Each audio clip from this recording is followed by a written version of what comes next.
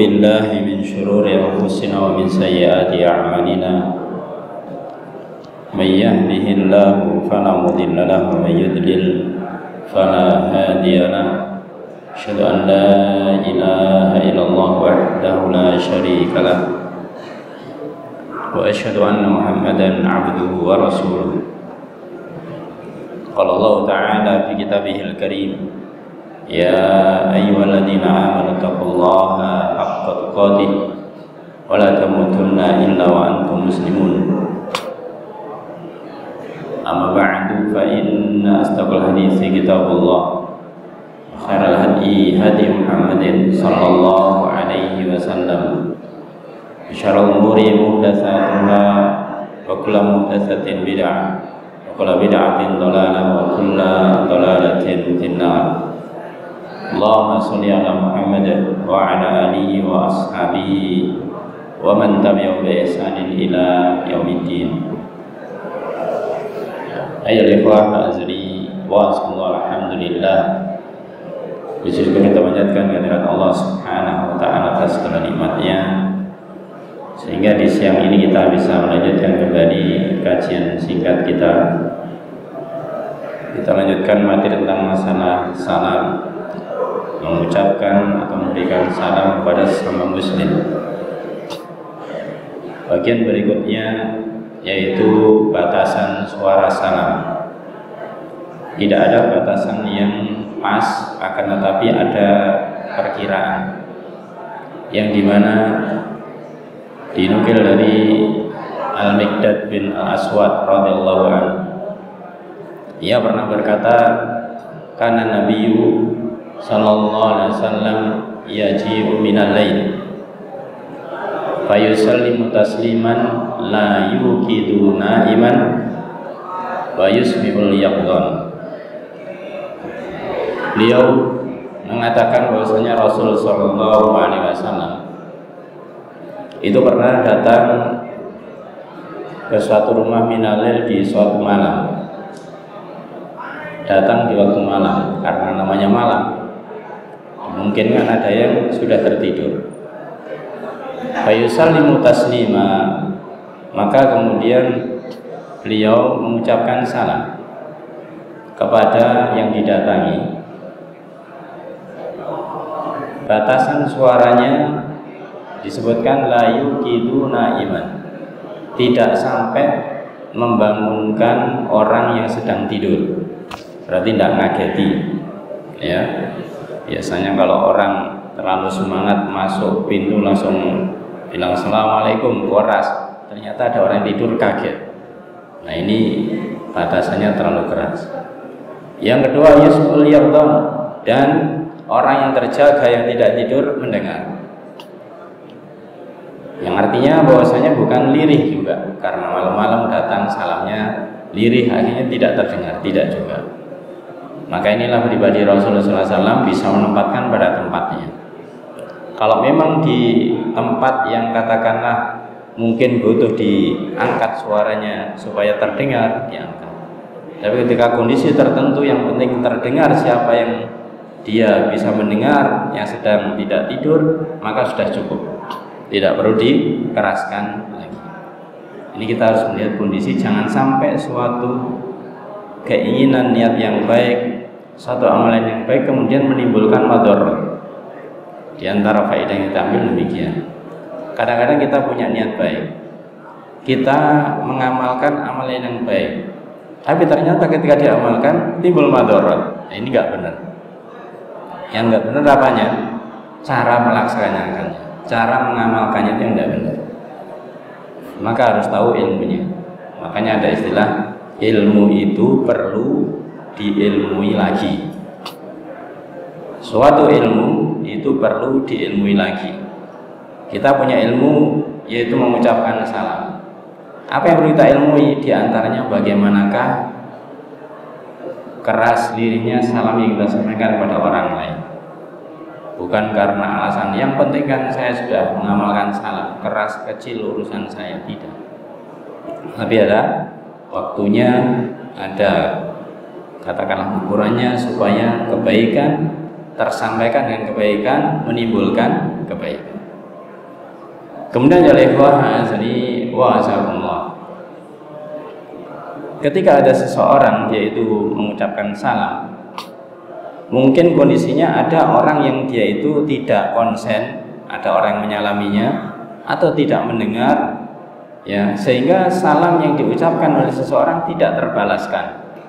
Kita mengucapkan salam pada seseorang, dia tidak jawab, mungkin karena pas tidak konsen atau yang lainnya, atau tidak dengar dan yang lainnya. Apakah kemudian rugi kita mengucapkan salam?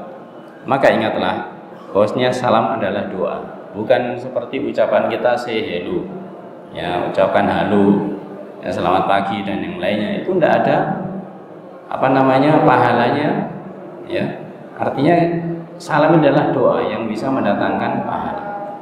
Maka kalau kita mengucapkan salam dan paham itu adalah doa, maka perhatikan di sini. Ketika seorang itu mengucapkan salam dan dia paham itu adalah satu doa, maka dia mendoakan keselamatan bagi dirinya juga. Kenapa? Karena kalau misalkan dia mengucapkan salam pada orang dan tidak dibalas, masih ada yang membalas. Itu para malaikat. Ya, para malaikat sudah kita sampaikan sebelumnya. Di antaranya disebutkan di dalam hadis Rasulullah SAW dari Abu Hurairah radhiyallahu anhu, di dalam hadis Imam At-Tabrani dalam Musnad Asy-Syamiyyin dan juga di Sahih Al-Albani rahimahullah taala, beliau mengatakan taslimuka ala bani Adam idza laqitahu. Salammu kepada anak Adam, kepada orang lain itu jika kalian bertemu. Namanya bertemu, maka ucapkanlah salam. Kalau bertemu ucapkan salam, kalau tidak ketemu ya tidak, namanya tidak ketemu.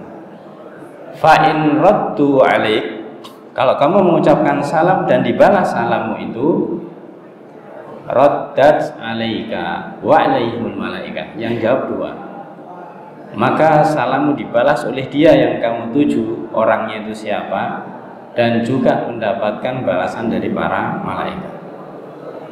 Jadi ada dua yang kita dapatkan, yaitu balasan salam dari yang kita tuju dan juga dibalas oleh para malaikat.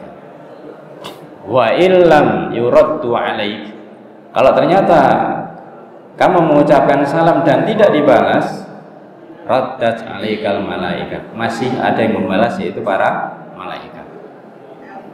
Bahkan kemuliaan ketika salam kita dibalas oleh para malaikat. Dan di seterusnya dalam ayat tadi dikatakan wala'anathum, ya, orang yang dia misalkan mendengar salam terus tidak mau membalas, ini dikhawatirkan malah mendapatkan laknat karena tidak balas salam. Au sakatat anhum, atau malaikat mendiamkannya, tidak didoakan. Permasalahan seperti ini ya ikhwah azani wa azakumullah akan menenangkan diri kita kalau kita melihat fungsi yang kita amalkan untuk diri kita. Jangan selalu kita mengamalkan amalan itu yaitu kepada orang lain. Karena kita salam ya harus dibalas, kan balas itu wajib. Misalkan demikian, yang benar balas itu adalah wajib. Tapi kalau kita konsennya kepada orang lain ketika dia tidak balas dan kita tidak paham tentang hadis yang semacam ini, ya jengkel akhirnya, disalami diam saja dan yang lainnya. Tapi kalau kita punya ilmunya, kita salam kok tidak menjawab, mungkin pas tidak mendengar kita salam lagi, barangkali dia tetap tidak menjawab, ya sudah, mungkin dia sedang tidak ingin menjawab, kita sudah dapat balasan salam dari para malaikat, insyaallah ta'ala demikian. Ayo ikhwah azani wa azakumullah. Kemudian yang berikutnya, ketika kita mengucapkan salam kepada orang lain, sudah ketemu pertama kali, kemudian ada sesuatu yang memisahkan atau jeda, maka ketika kita ketemu lagi dengan bersangkutan, maka kita disunahkan juga mengucapkan salam lagi, ya. Berdasarkan hadis dari Abu Hurairah juga radhiyallahu an, Rasulullah SAW bersabda di dalam hadis riwayat Abu Dawud, hadis yang disahihkan oleh Al-Albani rahimahullah taala, Beliau bersabda, idza laqiya ahadukum akhahu fayufal yusallim alaihi. Kalau salah seorang dari kalian bertemu dengan saudaranya, maka ucapkanlah salam. Saudara sesama muslim berarti, ya, bukan kafir. Fa in halat bainahuma, kalau ternyata setelah mengucapkan salam kemudian ada terhalang, apa yang menghalangi? Syajaratun, mungkin berupa pohon, au jidar atau berupa tembok, au hajar atau berupa batu, mungkin bangunan seperti tembok itu. Walakiyahu, dan kemudian ketemu lagi, fal yusallim alaihi, dalam mengucapkan salam lagi. Jadi ibarat ketika seorang ini berjalan, dua orang sebelumnya ketemu salam, kemudian setelah berjalan ada yang memisahkan sehingga dia berpisah sebentar. Kemudian kita ketemu salam lagi. Ini dalil seperti ini mungkin jarang diamalkan, ya. Ya, karena kadang-kadang sambil jalan pun ketika ada yang menghalangi masih ngobrol, nggak kelihatan tapi masih ngobrol. Maka ini disunahkan kalau misalkan kita ketemu, ketika ada yang membuat jeda dan ketemu lagi, maka mengucapkan salam. Nah, inilah kenapa kita tidak boleh pelit tiada mengucapkan salam, ya karena itu doa adalah doa dan kita mendapatkan kebaikan darinya. Disebutkan lebih dari ini, ya ikhwah azani wa azakumullah, ada sebuah kisah yang mungkin tidak asing bagi kita, yaitu ketika ada seorang masuk masjid, Rasul ada berada di masjid itu, kemudian sholatnya cepat, disuruh mengulangi Rasul SAW untuk disuruh mengulangi sholatnya. Bunyinya anak Nabi sallallahu alaihi wasallam dari Abu Hurairah juga radhiyallahu an, bahwasanya dakhalal masjid, ada seseorang itu masuk masjid. Fadakhala rajulun fasalla. Kemudian ada seseorang ketika Rasul itu masuk masjid dulu, kemudian ada orang masuk masjid dan sholat. Ketika sholat, sebelum dia sholat, summaja, kemudian orang itu datang melihat ada Rasul di situ, fasallama ala Nabi sallallahu alaihi wasallam. Dia mengucapkan salam kepada Rasul sallallahu alaihi wasallam. Farad dan Nabi sallallahu alaihi wasallam, kemudian Rasul menjawab salam tersebut. Sudah masuk, mengucapkan salam pada Nabi, dijawab oleh Rasul sallallahu alaihi wasallam. Ketika selesai sholat, maka Rasul mengatakan, irji fasolli, kembali ulangi sholat lagi. Fa inna kalam tusolli, karena kamu belum sholat. Ya, laki-laki ini bertanya-tanya, tadi kayaknya Rasul tahu saya masuk masjid dan sholat. Kalau dikatakan belum sholat, suruh kembali, sudah kembali lagi, sholat, kemudian dia sholat lagi. Sumaja, ketika dia kembali sholat lagi, mendatangi Rasulullah SAW, mengucapkan salam lagi, padahal masih di dalam masjid itu, di dalam masjid itu. Kemudian kedua kalinya faqal irji fasolli, kembali kamu sholat lagi. Fa inna kalam tusolli, karena kamu belum sholat. Sampai ketiga kalinya faqal, maka kemudian laki-laki ini bertanya, walladzi ba'atsaka bil haqq, demi zat yang mengutus engkau dengan hak, demi Allah. Fama usinu ghairah, maka aku tidak bisa lebih baik daripada ini, yang bisa aku lakukan sholat seperti ini ya Rasulullah SAW. Fa'alimni, maka ajarilah aku bagaimana sholat yang benar. Ternyata kesalahan dia adalah tidak tumaninah. Jadi sholatnya cepat, tidak ada tumaninahnya, maka diingatkan Rasulullah SAW, tidaklah sholat ada tumaninahnya. Nah, tentang salam ini tadi, laki-laki masuk salam pada Nabi, kemudian sholat. Ketika selesai sholat oleh Rasulullah SAW, kemudian disuruh mengulangi. Yang mengulangi datang pada Nabi, salam lagi.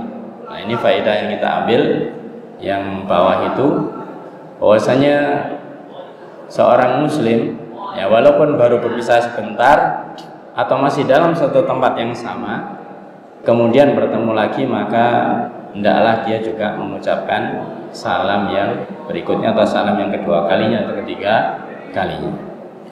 Maka sini ikhwah azani wa azakumullah, betapa rincinya yang terkait dengan salam ini, hal-hal yang remeh, hal-hal yang kecil itu disampaikan oleh Rasulullah SAW.